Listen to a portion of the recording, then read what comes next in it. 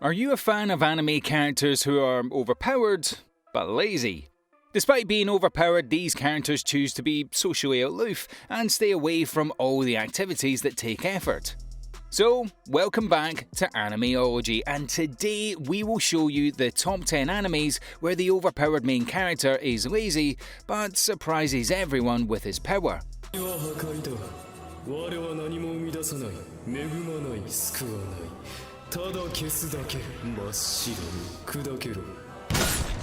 Before we begin, be sure to drop a like and subscribe down below for more anime top 10s, and without further ado, let's get right into the video.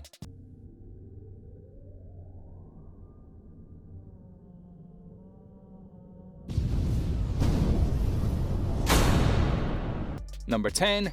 Alderman of the Sky. すべての英雄は過労で死ぬ。ふざけるな！生きたソロク! Alderman of the Sky is a war anime which is centered around our main protagonist, Ikta Sorlock.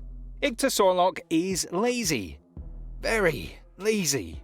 He's even proud of being lazy despite being a soldier. Iktar hates war. Ironically though, he is a military genius, but is also lazy to the core, which is why he was eventually called the Lazy Invincible General. He compensates for his lack of combat skills with his genius strategies. Raised by a man who was accused and killed for treason, Iktar's talents don't remain hidden for very long. Found by the Empire's princess, he soon gets dragged straight into a war zone, his skills being the army's only hope for survival. This is a pretty underrated anime that hasn't been talked about that much, however, I can guarantee you that it will be worth your time. Number 9. Gintama.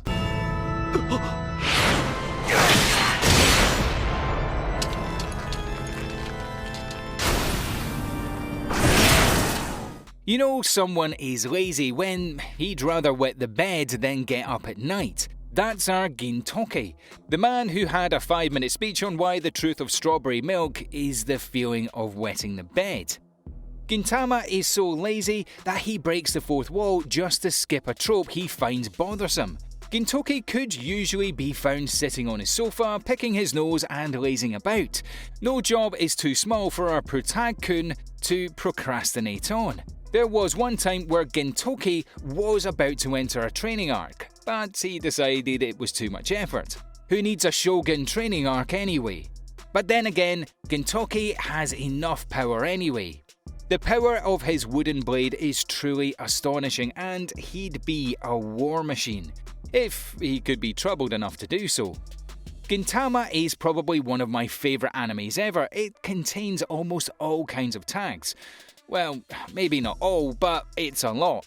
One of the best comedies ever. The first few episodes, the anime was somewhat boring, but if you keep patient and continue watching, it will eventually become much better. Number 8. Cowboy Bebop.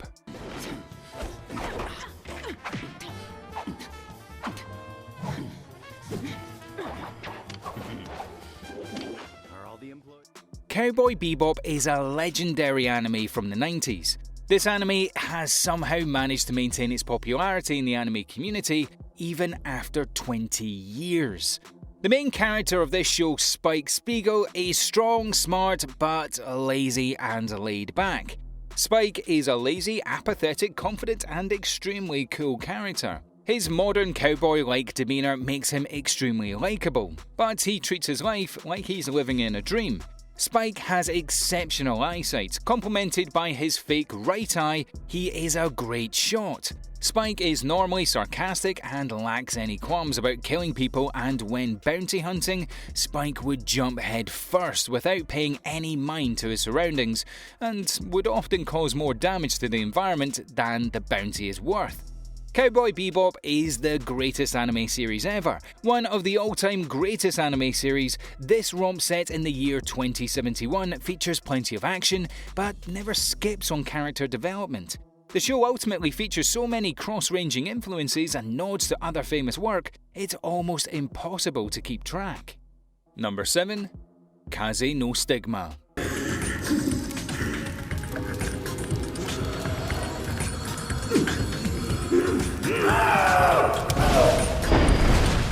Kazuma Yagami is the protagonist of Kaze no Stigma. He is extremely lazy and unmotivated. Kazuma Yagami was originally part of the Kanagi family, a respected family of fire users who have an affinity to fire. However, after being easily defeated by his cousin Anyo and having no talent whatsoever for fire magic, Kazuma is banished and cast out from his family. As he was banished from his family, one would think that it would motivate him to prove his family wrong. You would be wrong to think that. It was completely forgotten that he was banished in the first place once the first arc reached completion. To make matters worse, he is extremely egotistical. Kaze no Stigma is a very enjoyable anime with great characters, though its art and sound departments are average, and the story has a few plot holes. It's a great anime. I thoroughly enjoyed watching this anime, and if you can put up with a few plot holes, then I would recommend this anime to anyone. Number 6. Gate.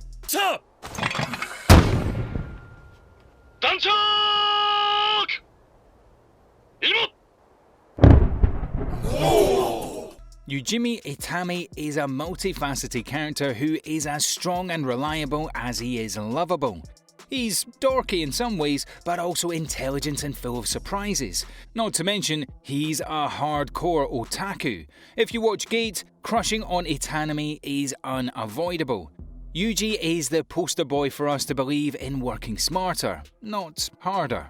He stated ardently that he only works in the Japanese self-defense force to support his otaku hobbies. Despite looking like an unmotivated slob to the audience and his peers, he's actually a second lieutenant and a Special Forces Ranger, despite finishing just barely good enough to qualify for both. Despite his lack of ambition when it comes to real combat, his tactical mind and superior combat training shows through. Yoji Itami being a Japanese self-defense force officer and otaku who happened to be present when a portal to a parallel world, the Gate, opened in the middle of Ginza in Tokyo, the 3rd reconnaissance team headed by Itami was sent to the world beyond the Gate, dubbed the Special Area, in order to learn as much as possible about it.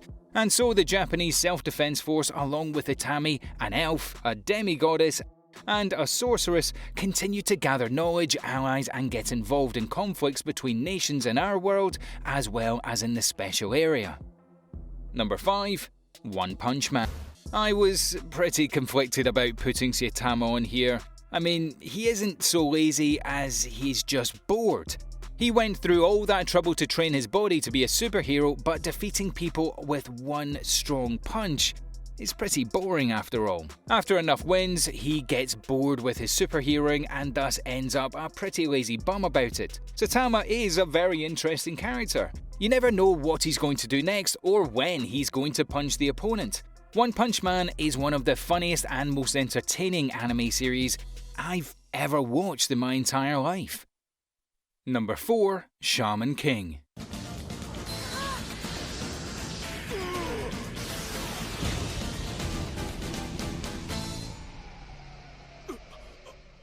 Although Yo spends much of his time in the series fighting, people often forget his whole reason for doing so. Yo only wants to be the Shaman King because that would make him so powerful that he could just lounge around and do whatever. That's right, this Shonen hero has no noble motivations. He just wants to be all-powerful as an excuse to be lazy. Of course, he still possesses some pretty powerful combat skills. Shaman King is one of those shows that uses a basic story that has been done to death, yet still finds a way to make it stand out from all the other shows in its respective genre. Shaman King is the story of Yo Asakura, a lazy slacker who recently transferred to the school of the Manta Oyamada, who, after meeting Yo, tries to convince everyone that he saw ghosts. However, nobody believes him. After discovering that through investigating him, Manta was injured by Ryonosuke Unamima and his gang, Yo decides to teach the gang a lesson with the assistance of the deceased spirit of the legendary samurai Amidamura. Number 3. Legend of the Legendary Heroes.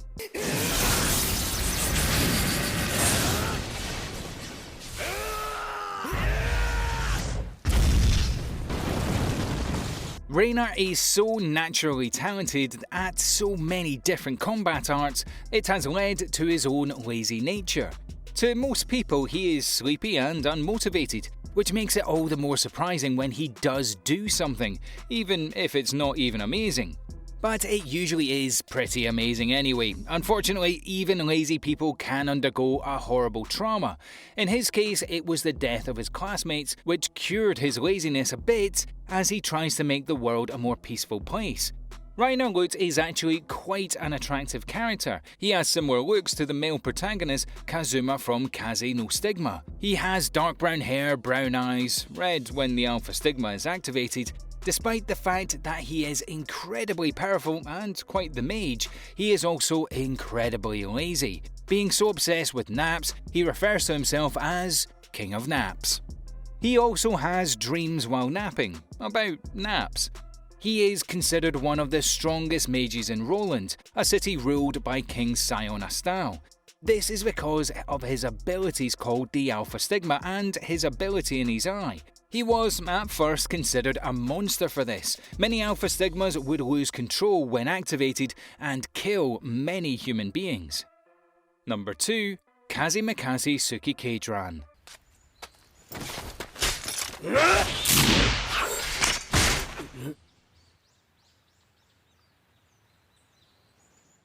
Self-described beautiful woman, Ran is a legendary wandering swordsman.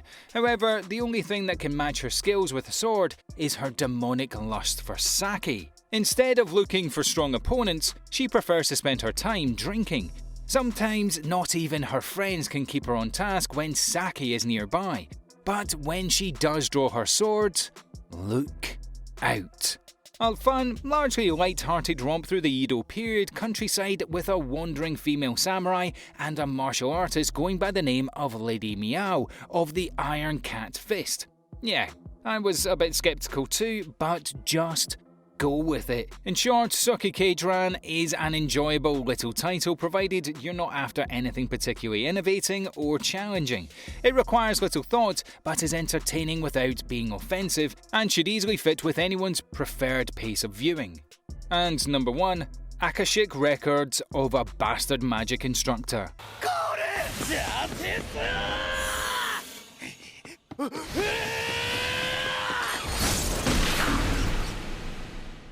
Glenn isn't known as his alias, the Fool, for nothing. It's his attitude and lazy nature that hides everything badass about him. As an assassin and renowned magician killer, he has great combat skills. However, as a magic user, though well taught, his natural ability is somewhat lacking. In hindsight, Glenn may be the least likeable person to be a teacher thanks to his lax nature, his ignorance towards magic and, well, others. There seems to be one thing that motivates him: money. However, his laziness covers all that up, which is why the honour students he teaches strongly dislike him. It's safe to argue that you can throw in slice of life and perhaps romance comedy into a mix of genres because of some of the scenes in this series. The series is incredibly enjoyable to watch. It's action-packed with comedic flair that blends in really nicely to create a wonderful show.